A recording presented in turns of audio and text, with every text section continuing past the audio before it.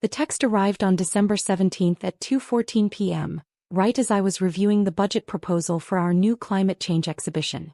Derek. Sarah, about New Year's Eve. Rebecca and I decided to keep it small this year. Just her political crowd. You understand? I set down my pen and read it again. My brother Derek, 2 years younger than me, had never been particularly subtle. But this felt pointed even for him. Me, I thought you said it was going to be a big celebration? You got engaged 2 months ago. Derek, it is big. But Rebecca's a congresswoman now. Her colleagues are coming. Other representatives, a senator, some major donors. She needs to make the right impression. You work at a museum gift shop or whatever. It's just not the same level. I sat back in my chair, looking around my office on the 3rd floor of the Smithsonian National Museum of Natural History. Through my window I could see the National Mall stretching toward the Capitol building. The same Capitol building where Derek's fiancée, Congresswoman Rebecca Chin, now worked. Me, I see. Derek, don't be like that. We'll do dinner next month, just us. Rebecca wants to get to know you better. But this party is important for her career. You get it, right? I didn't respond. I had a meeting with the Secretary of the Smithsonian in 20 minutes to discuss our role in the upcoming International Museum Directors Summit. I had a keynote speech to finalize for the American Alliance of Museums conference in February. I had 17 curators waiting for my approval on various exhibition proposals. I didn't have time to explain to my younger brother that I was the executive director of one of the most prestigious museums in the world, overseeing a staff of 1,200 people, managing a budget of $180 million, and serving on 3 international boards dedicated to cultural preservation. He'd never asked what I actually did.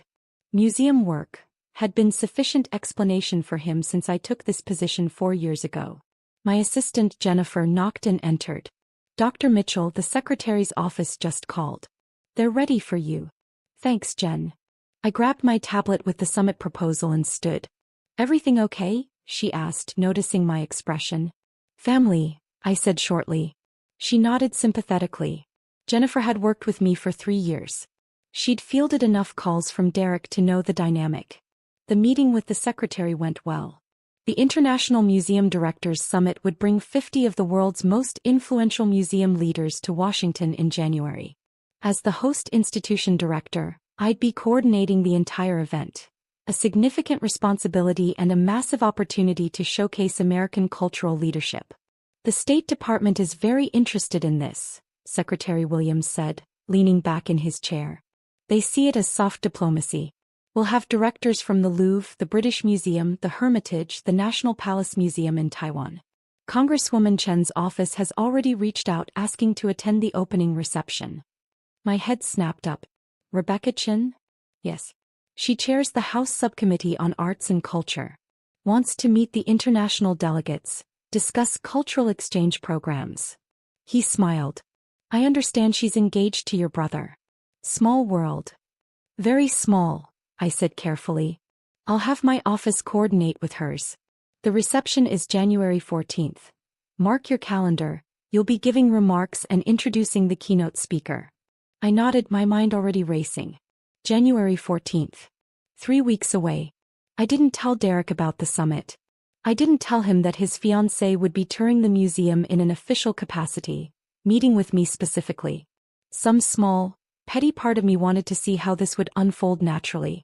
The larger part of me was just tired. Tired of explaining myself. Tired of being dismissed by my own family. Our parents had always favored Derek. The golden child, the charmer, the one who'd graduated from Georgetown Law and now worked at a prestigious firm in D.C. When I'd chosen to pursue museum studies and cultural anthropology, Mom had sighed and said, well, at least you'll have a nice quiet job. A nice quiet job. As if running one of the world's great museums was equivalent to filing paperwork in a back office. Derek had proposed to Rebecca on her election night in November. She'd won her congressional race by 18 points, flipping a traditionally red district. She was young, 36, ambitious, whip-smart, and already being mentioned as a rising star in the party. I'd met her exactly once at a family dinner Derek had organized in October. She'd been friendly but distracted, already in campaign mode. When Derek introduced me, he'd said, "This is my sister Sarah. She works at the Natural History Museum." "Oh, how nice," Rebecca had said, already turning to answer a call from her campaign manager. Museums are so important. That was the extent of our interaction. New Year's Eve came and went. I spent it at a small gathering hosted by the museum's chief curator, Dr. Patricia Okoye. Patricia's parties were legendary in the DC museum world. Intimate, intellectual, full of fascinating conversations with scholars, artists, and cultural leaders. I had far more interesting conversations there than I would have had at Derek's political networking event. On January 3rd, Jennifer came into my office with a peculiar expression. "Dr. Mitchell, I just got a call from Congresswoman Chen's office. They want to schedule a tour of the museum before the summit reception." "That's fine. Coordinate with the protocol office. They want a private tour. With you personally leading it." I looked up. Me specifically? Her chief of staff said the Congresswoman wants to understand the museum's operations at the highest level. She's very interested in museum leadership and cultural policy. Jennifer paused. They requested January 13th at 10 a.m. The day before the summit. "Confirm it," I said. Jennifer hesitated. "Should I mention to her office that you're related to her fiancé?" "No," I said. "If it's relevant, I'm sure it will come up." The next 10 days were consumed with summit preparations. 50 museum directors meant 50 different egos, priorities, and expectations. The Louvre director wanted assurances about security. The British Museum director wanted a private meeting with the secretary. The director from the National Museum of China needed specific dietary accommodations for her entire delegation. I coordinated it all, supported by my exceptional staff. This was what I was good at. The complex logistics of cultural diplomacy, the delicate balance of honoring tradition while pushing innovation, the careful politics of the international museum world. On January 10th, Derek called. "Hey Sarah. Listen, Rebecca mentioned she's doing some tour at your museum next week." "Yes, January 13th. "Right. So the thing is, she doesn't know you work there. I mean, she knows you work at a museum, but she thinks you're like a coordinator or something. In the gift shop maybe." I said nothing. "Sarah. I'm here. I just don't want it to be weird. Maybe you could just not mention that we're related?" She's nervous about this summit thing, meeting all these international VIPs. I don't want her to feel awkward if she runs into you." "Runs into me," I repeated. "You know what I mean. Just keep it professional. Don't make it about family stuff." "Derek, do you actually know what I do at the museum?" "You work there. Museum stuff. Look, I gotta go. Just don't make things weird, okay?" He hung up. I sat there for a long moment, then pulled up the museum's website. My bio was prominently featured on the leadership page.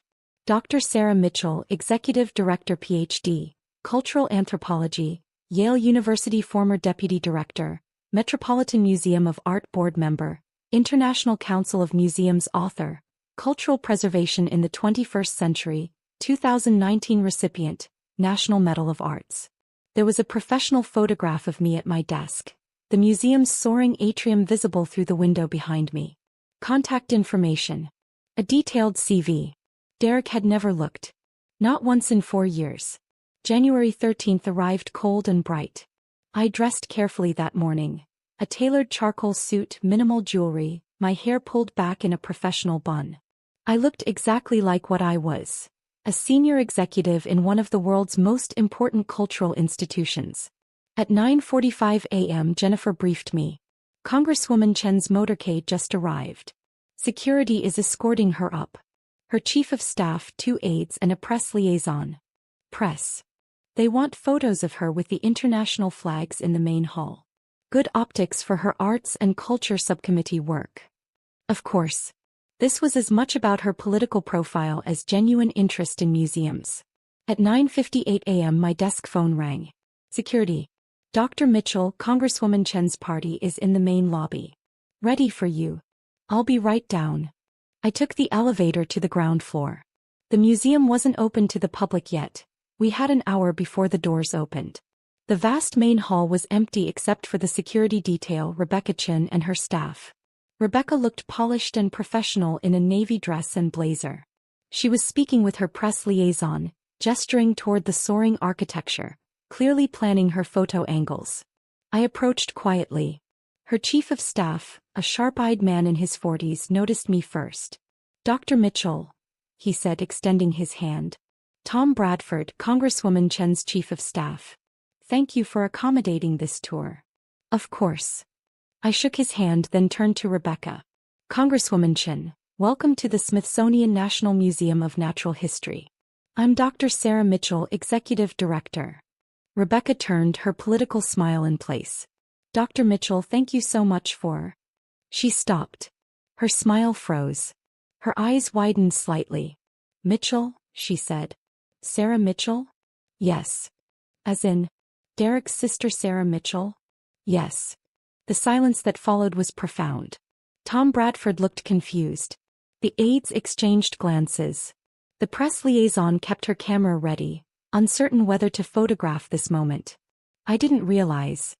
Rebecca's professional composure was cracking at the edges. Derek said you worked at a museum. He didn't mention that I run it? I finished gently. No, he wouldn't have mentioned that. He doesn't actually know what I do here. Rebecca's face cycled through several expressions. Embarrassment, confusion, realization. The executive director. You're the executive director of the Smithsonian Natural History Museum. One of 19 Smithsonian museums, yes. This is my primary responsibility. Tom Bradford, to his credit, recovered quickly. Congresswoman, shall we begin the tour? Dr. Mitchell has generously set aside 2 hours for us. Yes, Rebecca said, but she was still staring at me. Yes, of course. I led them through the museum, starting with the main exhibitions. I explained our mission. Research, education, preservation of 145 million specimens and artifacts representing the natural and cultural history of our world. I showed them our research facilities, where hundreds of scientists conducted groundbreaking work in biology, geology, anthropology, and paleontology. Rebecca asked intelligent questions. She was clearly well briefed on cultural policy issues, and despite her evident discomfort, she engaged professionally with the material. In the ocean hall, standing beneath the model of the North Atlantic right whale, I explained our role in climate change research and public education. We're not just a museum, I said. We're a research institution. Our scientists publish over 600 peer-reviewed papers annually. We advise Congress on environmental policy, cultural preservation, and scientific research funding. Congress, Rebecca repeated. You advise Congress? Yes. I've testified before the House Appropriations Committee 3 times in the past 2 years. Most recently on the importance of funding for cultural diplomacy programs. Tom Bradford made a note on his tablet. The Congresswoman chairs the subcommittee on arts and culture. I'm surprised your testimony didn't cross our desk. It may have, I said. I testified as Dr. Mitchell, Executive Director. Not as Derek's sister. Rebecca flinched. We continued to the anthropology collections.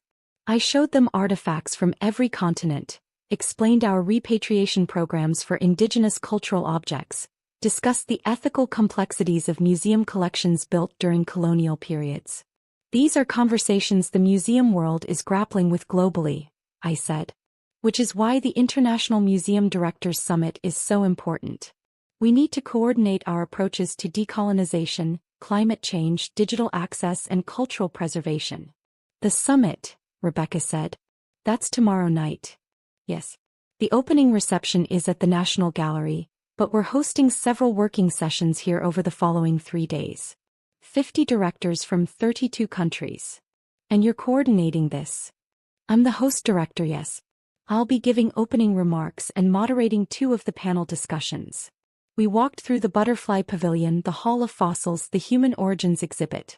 With each stop, I explained not just what visitors saw, but the research behind it, the educational programming, the community outreach, the digital initiatives that brought our collections to millions of people worldwide. By the time we reached my office suite on the 3rd floor, Rebecca looked shell-shocked. Would you like to see where the administrative work happens? I asked. She nodded mutely. My office overlooked the National Mall. The walls were lined with books, anthropology texts, museum studies journals, cultural policy papers. My desk held neat stacks of reports, a framed photo of me receiving the National Medal of Arts from the President, and a small fossil ammonite my mentor had given me when I finished my PhD. This is where you work, Rebecca said, more to herself than to me. Yes. Though I spend as much time in meetings at donor events testifying on the Hill, or visiting our research stations around the world. Tom Bradford was taking notes more frantically now. Congresswoman, this would be an excellent partnership opportunity. Dr. Mitchell's work aligns perfectly with your subcommittee priorities. Yes, Rebecca said faintly. I can see that. Jennifer knocked and entered. Dr. Mitchell, the secretary's office called. They need your input on the French delegation's request. Tell them I'll call back in 20 minutes. Also, the director of the Louvre would like to schedule a pre-summit call with you. This afternoon if possible. Jennifer nodded and left. Rebecca watched this exchange with increasing distress.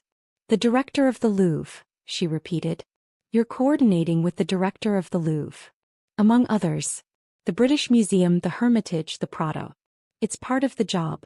We stood in awkward silence for a moment. Tom Bradford and the aides were clearly sensing the personal undercurrent but professionally ignoring it. Congresswoman, Tom said carefully, we should probably discuss the reception tomorrow night. Protocol talking points which delegates you should prioritize meeting. Dr. Mitchell would be the person to ask about that, Rebecca said, her voice tight. Since she's organizing the entire event. And testifies before Congress.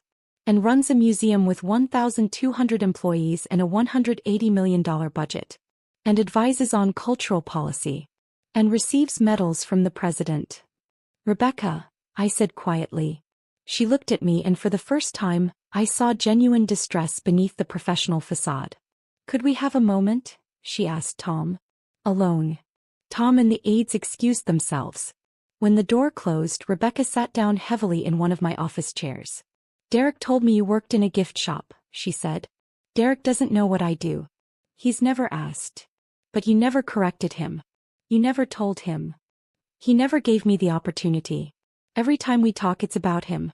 His cases at the firm, his career, his achievements. My work is just background noise. Museum stuff. Rebecca closed her eyes. He uninvited you from New Year's Eve because he said you weren't at the right level to meet my colleagues. I know. Oh my God. She opened her eyes, looking horrified. My colleagues. Sarah, half the people at that party work on appropriations or cultural policy. They would have killed to meet you. Senator Williams was there. She's been trying to get a meeting with the Smithsonian about expanded funding. You could have connected her with the secretary. I had other plans, I said simply. I am so embarrassed. I can't even. She stood, paced to the window, looked out at the mall. What must you think of me? I think you're engaged to my brother and you believed what he told you about me. That's reasonable. It's not reasonable. I should have looked you up. We're getting married. I should know my future sister-in-law. I should have done basic research. He turned back to me. I'm good at research. I'm a congresswoman. I research everything. But I took Derek's word for it. He's very convincing. He's very wrong. Rebecca's voice was sharp now, anger creeping in. Not at me, at Derek. He told me you were sweet but kind of flaky. That you'd bounced around different jobs, never really settled into a career. That you worked at the museum in some entry-level position and seemed happy enough. I felt the familiar sting but kept my expression neutral. Derek has a narrative about me that makes sense to him. I stopped trying to correct it years ago. Why? Because it was exhausting. Because every time I tried to tell my family about my work, they changed the subject or minimized it.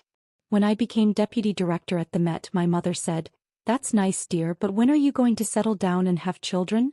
When I was appointed executive director here, Derek said, "Cool, so you're like a manager now?" Rebecca sat back down. "And when you got the National Medal of Arts?" I didn't tell them. They found out when my aunt saw it mentioned in the Washington Post. My mother called and asked why I hadn't invited them to the ceremony. I told her I had invited them. She'd marked it on her calendar as Sarah's work thing and forgotten about it. Jesus. It's fine. I've built a life that doesn't require their validation. I have colleagues who respect my work. I have friends who understand what I do. I have a career I'm proud of. I paused. What I don't have is a family that sees me clearly. But that's not your fault. No, but I'm marrying into that family. Which means I'm part of the problem if I don't acknowledge what's happening. Rebecca leaned forward, her elbows on her knees. Sarah, I need to be honest with you. The way Derek talks about you isn't just dismissive. It's condescending. I didn't see it before because I didn't have context. But now you see that he's been lying. Has he been lying, or does he genuinely not know? That was the question I'd been avoiding. Was Derek deliberately diminishing me, or was he simply so uninterested in my life that he'd never bothered to learn the truth? I don't know, I admitted. Maybe both. Rebecca stood. I need to make a call. May I use a private space? Jennifer can set you up in our small conference room. She nodded and left. Through my open door, I could hear her asking Tom to wait in the hallway. Then silence. I turned back to my computer, trying to focus on the 17 emails that had arrived during the tour. But my hands were shaking slightly. This confrontation, if that's what it was, felt bigger than Derek and me. It felt like years of invisible labor, of achieving and achieving and achieving, only to have it all dismissed by the people who were supposed to celebrate me. 20 minutes later, Rebecca returned. Her eyes were red, but her jaw was set. I called Derek, she said. I asked him what his sister does for a living. I waited. He said you work at a museum in some administrative role. Events coordination maybe. He wasn't sure. She laughed, but it was bitter. I asked him if he knew you have a PhD from Yale. He said, yeah, I think she mentioned that once. Some anthropology thing. I asked if he knew you were executive director. He said, director of what? Like a department. Rebecca. I asked him if he'd ever looked at your bio online, if he'd ever Googled you, if he'd ever asked a single substantive question about your work. She paused. He said he didn't need to because you'd always been open about working at the museum and he supported your choice to have a quiet career. The words hit like a physical blow. A quiet career. I told him the wedding is postponed, Rebecca said. I told him I can't marry someone who doesn't see his own sister. Who doesn't respect the women in his life enough to learn who they actually are. Who lies to himself about his family dynamics because it's easier than confronting his own prejudices. You don't have to do that, I said automatically. Yes, I do. Sarah, I'm a Congresswoman. I fight for women's rights, for equal recognition, for breaking glass ceilings. I can't do that in public while privately marrying a man who diminishes his brilliant sister because she doesn't fit his narrative of success. She smiled sadly. And I can't marry someone I don't respect. Right now, I don't respect Derek. He's more than this. Maybe. But this is what I see right now, and it's enough to make me pause. He picked up her bag. I'm sorry for taking up so much of your time. The tour was incredible. This museum is lucky to have you. Thank you for coming. At the door she stopped. Tomorrow night at the reception, I'm going to introduce you to Senator Williams. And Representative Torres from the Arts and Culture Committee. And anyone else who should know what you do. If that's okay with you. It's okay, I said. Good. She paused again. I hope Derek figures his shit out. You deserve a brother who sees you. She left. The rest of the day passed in a blur of logistics and crisis management. A delegate from Japan had a medical emergency and needed to cancel. Could we arrange a virtual connection? The British Museum director wanted to change his panel assignment. The caterer needed final headcount numbers. At 7 p.m. Jennifer knocked. Dr. Mitchell, your brother is in the lobby. He's asking to see you. My stomach tightened. Tell him I'm in meetings. I did. He said he'll wait. I sighed. Fine. Send him up. Derek appeared 5 minutes later, looking harried. His tie was loosened, his hair disheveled. He'd clearly come straight from his law firm. Sarah, what the hell? He closed my office door. Rebecca called me today and postponed the wedding. She said it was because of you. It's because of you, I corrected. Because you don't know anything about my life. That's ridiculous. Of course I know about your life. You work here. You do museum stuff. You're happy. Derek, I'm the executive director. I run this museum. I have a staff of over 1,000 people. I manage a budget larger than most small colleges. I coordinate international cultural policy. I've testified before Congress. I received the National Medal of Arts from the President. He stared at me. The National Medal of Arts? 2 years ago. You were invited. You didn't come. I thought it was some work event. Some ceremony for museum employees. I didn't know it was. He trailed off, looking around my office as if seeing it for the first time. This is your office? You have a corner office. I have the executive director's office, yes. But you never told me you were in charge. I told you I was appointed executive director 4 years ago. You said, cool, so you're like a manager now? I said I was the chief executive officer of the museum. You said, that's great, sis, and changed the subject to a case you were working on. Derek sat down heavily. I don't remember that. I know you don't. That's the problem. We sat in silence. Through my window, the Washington Monument was illuminated against the night sky. Tourists walked the mall, tiny figures in the darkness. Rebecca said, I don't see you, Derek said finally. She said I've been condescending and dismissive. That I treat you like you're less than me. You do. I don't mean to. That doesn't make it hurt less. He rubbed his face. You're smarter than me. You always have been. You went to Yale. You got your PhD. You've accomplished all this. And I think I needed you to be less successful than me. To make me feel okay about my own career. The honesty surprised me. Derek. I'm not making excuses. I'm just trying to understand it myself. When we were kids, you were always the smart one, the talented one. Mom and Dad were always talking about your potential. And then you went into museum work and I thought you'd chosen something quieter. Something that wouldn't threaten me. I chose something I loved. I know. And you built something incredible. And instead of celebrating that, I diminished it because it was easier than admitting that my little sister surpassed me. He looked at me. Rebecca's right to postpone the wedding. I'm not ready to be married if I can't even see my own sister clearly. You could learn, I said. You could start asking questions. You could visit my work, meet my colleagues, understand what I do. Would you want that? After everything? I thought about it. Did I want Derek in my professional life? Did I want to risk him continuing to misunderstand or minimize? But he was my brother. The only sibling I had. And for the first time he seemed willing to actually try. Yes, I said. I'd want that. Okay. He stood. Hey. Tell me about tomorrow night. This summit thing. What are you doing? So I told him. I explained the International Museum Directors Summit, the reception at the National Gallery, the importance of cultural diplomacy in an increasingly fractured world. I told him about the directors I'd be hosting, the panels I'd be moderating, the statement we'd be releasing about museum collaboration on climate change research. He listened. Really listened. Can I come? He asked. To the reception tomorrow? It's invitation only. For government officials and cultural leaders. Rebecca could get me in. As her guest. If she's still speaking to me. He paused. I want to see you in your element. I want to see what I've been missing. I considered it. I'll ask the protocol office. If they approve it, you can come. Thank you. He left. I sat in my office for another hour, finishing emails and reviewing notes for tomorrow's reception. At 9 p.m. my phone rang. Hi, she said. I hope it's okay that I'm calling. It's fine. Derek told me he went to see you. He said it was hard. But good. It was both those things. He asked if I'd take him to the reception tomorrow. As my date. Even though we're not engaged anymore. She laughed softly. I think he's trying.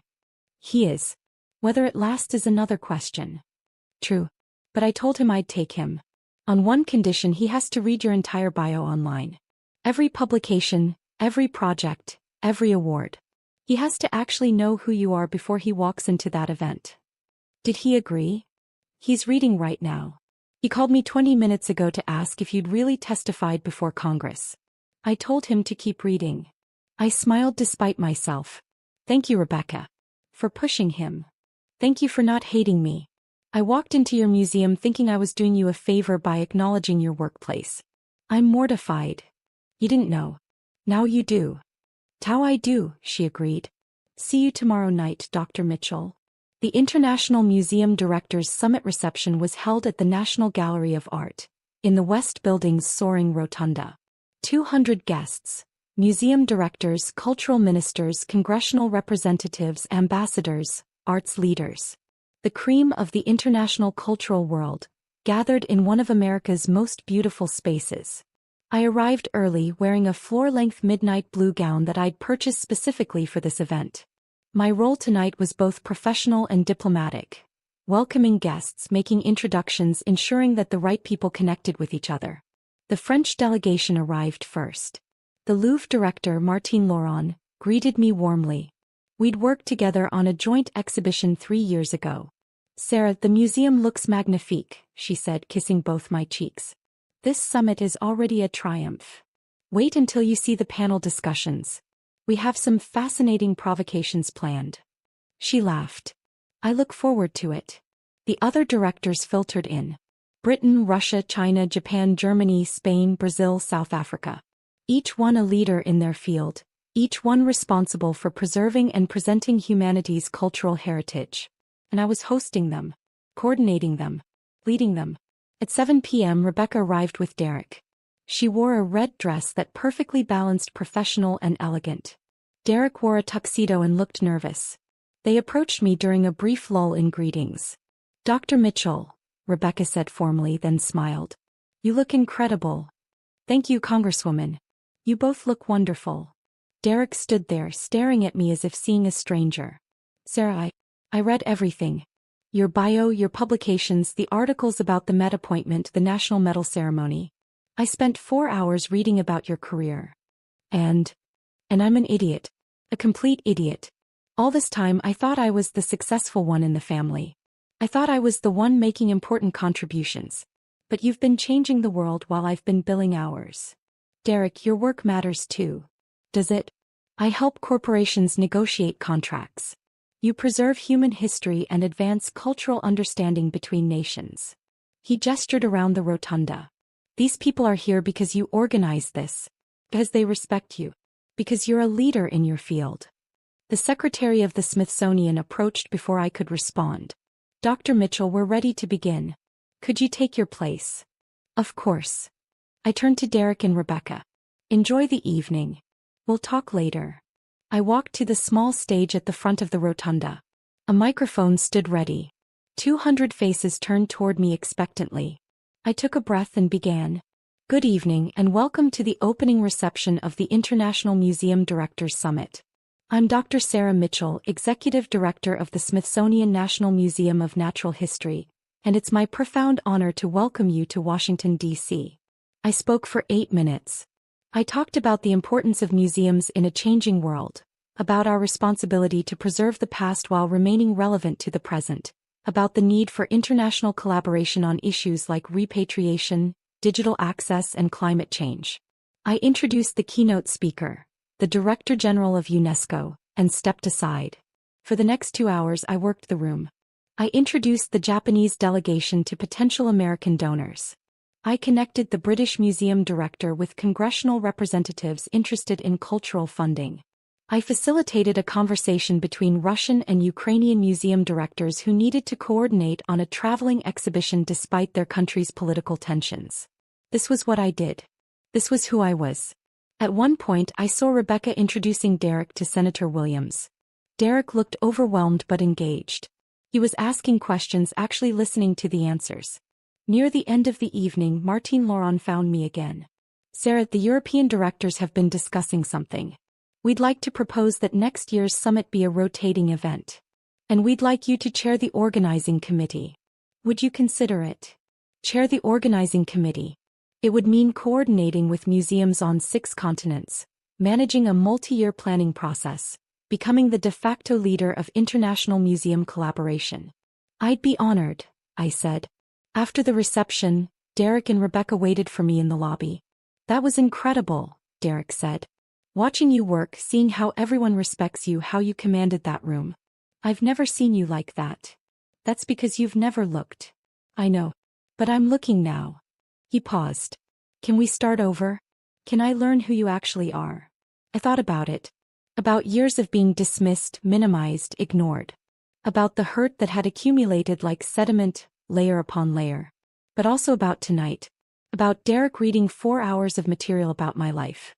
About him showing up, trying to understand, willing to be uncomfortable. "We can start over," I said. "But it has to be real. You have to actually care, not just feel guilty." "I care. I promise I care." Rebecca watched this exchange with quiet satisfaction. "I should let you two talk. But Sarah, Call me next week? I'd love to discuss some cultural funding legislation. I think your expertise could be invaluable. I'd like that. She left. Derek and I stood in the empty lobby of the National Gallery, alone with the guards and the ghosts of centuries of art. Tell me about your work, Derek said. Really tell me. I want to understand. So I did. We sat on a bench beneath a Monet, and I told him about the challenges of modern museum leadership. The balance between education and entertainment. The ethical questions around repatriation. The excitement of new discoveries in our research collections. The satisfaction of watching a child's face light up in front of a dinosaur skeleton. He listened. He asked questions. Good questions, thoughtful questions. At midnight we finally left. He walked me to my car in the underground parking garage. I'm going to fix this, he said. Not just with you. With Rebecca. I'm going to become someone worthy of both of you. Derek, you don't have to be perfect. You just have to be present. Then I'll be present. Starting now. He hugged me. It was awkward, we hadn't hugged in years. But it was genuine. Over the next month Derek showed up. He came to the museum 3 times, taking tours with different curators, learning about various departments. He attended a public lecture I gave on cultural preservation. He read my book cover to cover and emailed me thoughtful questions about specific chapters. He also worked on himself.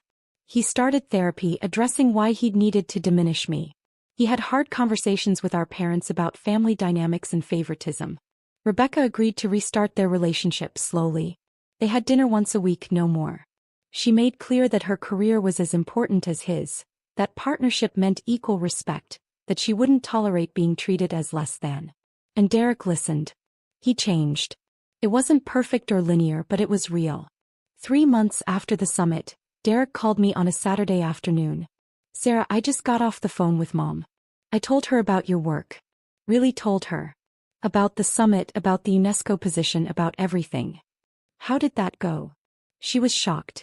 She said she had no idea. I told her that was because nobody in the family ever asked you about your life. We just assumed we knew. What did she say? She cried. Then she asked for your phone number. Derek, she has my number. I know. But she wanted me to give it to her. Like getting it fresh would mean starting fresh. He paused. She wants to visit. To see your museum. To see your life. I felt something shift in my chest. Hope maybe. Or just exhaustion finally releasing. Hey, I said. Tell her to call me. I will. And Sarah? Thank you. For what? For giving me another chance. For not writing me off. For believing I could be better. You're my brother, I said simply. That's what family does. That's what family should do, he corrected. But hasn't always done. Not to you. After we hung up, I sat in my apartment looking out at the DC skyline. The museums were out there holding humanity's history, telling our stories, preserving what mattered. I'd spent years building a career that spoke for itself. I'd achieved everything I'd set out to achieve. But what I wanted most was simpler than all of that. I wanted to be seen. And finally, slowly, my family was starting to look. It wasn't the ending I'd imagined. It wasn't dramatic or definitive. But it was real. And real was enough.